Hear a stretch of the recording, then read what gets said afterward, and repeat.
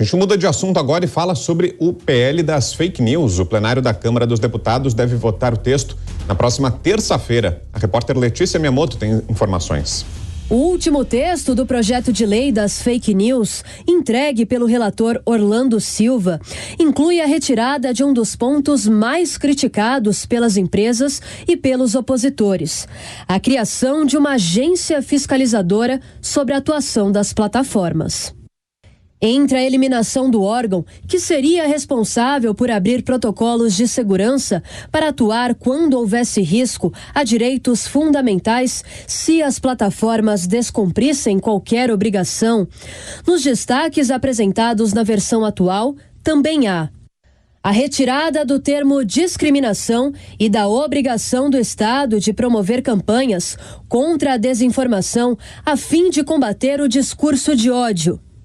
A alteração da medida onde as plataformas deveriam atuar preventivamente sobre conteúdos potencialmente ilegais feitos por usuários para a necessidade das empresas trabalharem diligentemente para prevenir essas ilegalidades.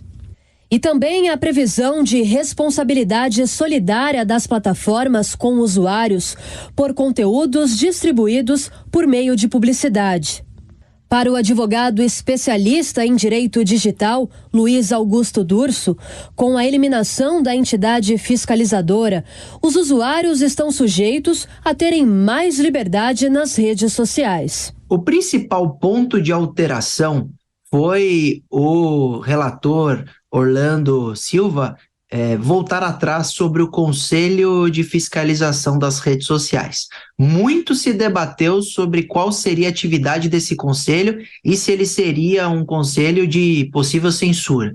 Mas, com a exclusão desse órgão, sabe-se que com o possível andamento desse projeto de lei, nós teremos muito mais liberdade nas redes sociais, restando muito mais carga sobre a responsabilidade das plataformas no texto que ficou. Já para também a advogada especialista em direito digital, Elaine Keller, a agência reguladora seria importante aos usuários. Porque para além do acesso judicial, ou seja, de você poder reclamar algum problema que você tenha com as plataformas utilizando o judiciário, você também teria uma entidade própria, extrajudicial, onde você poderia relatar e fazer qualquer reclamação, sem precisar usar os meios do judiciário. Para ser aprovado, o texto deve receber a maioria simples, desde que confirmado o quórum mínimo de 257 deputados em plenário.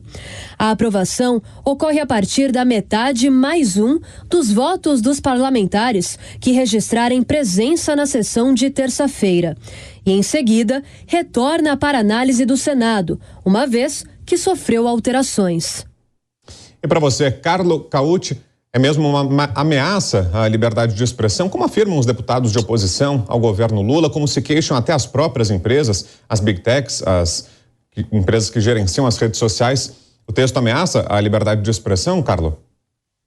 Sim, ameaça, Vitor, e esse texto é mais um passo para transformar o Brasil em algo diferente, algo muito mais parecido com a Venezuela ou com a China. É mais um passo em relação ao fim da liberdade de expressão nesse país, algo que a gente já viu acontecendo durante as eleições, lembrando que vários veículos de comunicação foram censurados, inclusive a própria Jovem Pan foi censurada de forma ilegal durante as eleições, e esse texto sacramenta, de fato, essa censura. Então, de fato, eu até gostaria de corrigir o ótimo trabalho que o jornalista da Jovem Pan faz, mas isso não é um PL da fake news, isso é um PL da censura. Isso aqui é uma vergonha que deveria ir para o único lugar possível, que é o lixo do debate público. É um PL que cerceia a liberdade de expressão, é uma mordaça para quem quiser criticar o governo. Por exemplo, se passar o PL como está, ou melhor, como estava, porque eu até tenho aqui o texto, é tão importante que eu até estava estudando nos últimos dias, mas foi mudado há pouco tempo, porque, de fato, se fosse aprovado, por exemplo, essa comissão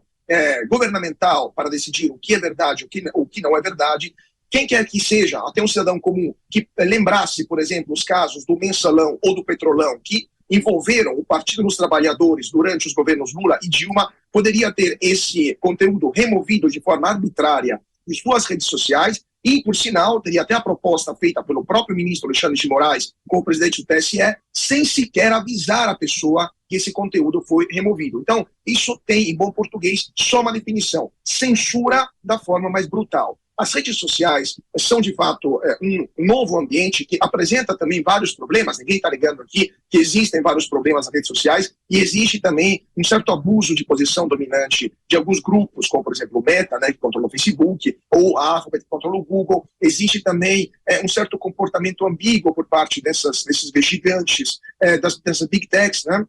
Lá na Europa também estão sendo regulamentados, mas de um jeito em que eles simplesmente paguem os impostos ou, eventualmente, paguem o serviço, a divulgação de conteúdo jornalístico. Então, isso é um outro tipo de debate. Mas o que está sendo colocado nesse PL, além, claro, da questão do conteúdo jornalístico, é a possibilidade de derrubar conteúdo que não é conforme aquilo que o governo gostaria que fosse ou que o poderoso de turno gostaria que fosse. Então, esse PL não tem nenhum ponto positivo, né? Assim como está, é algo inaceitável para um país civilizado, um país que quer se manter como uma democracia liberal, como um país livre, e, de fato, a gente deveria fazer toda a pressão possível contra os nossos deputados para que esse PL seja derrubado. Não é possível, não é aceitável que o Brasil tenha uma regulamentação tão absurda, porque isso é um absurdo sem tamanho das redes sociais. Só um último ponto, eu queria também corrigir, Vitor, porque estava lendo aqui a última versão do PL e, de fato, o relator, Orlando Silva, ele mudou a questão da comissão, não existiria mais, eventualmente, uma comissão regulamentadora, mas ele colocou como órgão emissor que terá um protocolo de segurança para a derrubada de qualquer conteúdo. Então, de fato, eles apenas mudaram de nome, né? Não se chama mais comissão, se chama órgão emissor, que vai atuar com protocolo de segurança. Então, muda o nome, mas fica a substância de uma censura preventiva, sem nenhum tipo de atuação da pessoa que emitiu aquela informação, né, do cidadão ou do veículo de informação. E também eu gostaria de manifestar meu profundo desacordo com a advogada que falou agora há pouco, porque a justiça serve exatamente para isso, gente. Se temos um desacordo sobre uma informação, vamos à frente do tribunal, eu que dou essa informação, vou apresentar as minhas provas, eventualmente as minhas evidências, a pessoa que contesta aquela informação vai apresentar a dela, e o juiz terceiro vai decidir se aquilo ali é legítimo ou não. Se não for, temos já no Código Civil e Penal várias penalidades, né, injúria, calúnia, difamação, que simplesmente devem ser aplicadas. Então não é necessária uma lei que reduza o espaço do debate público brasileiro, porque graças a esse espaço que a gente descobriu vários casos de corrupção, de abusos por parte das autoridades públicas, de mau uso do dinheiro público, que poderiam se perder se esse PL seja aprovado. Então, a sociedade civil deveria se mobilizar de forma muito contundente contra esse PL.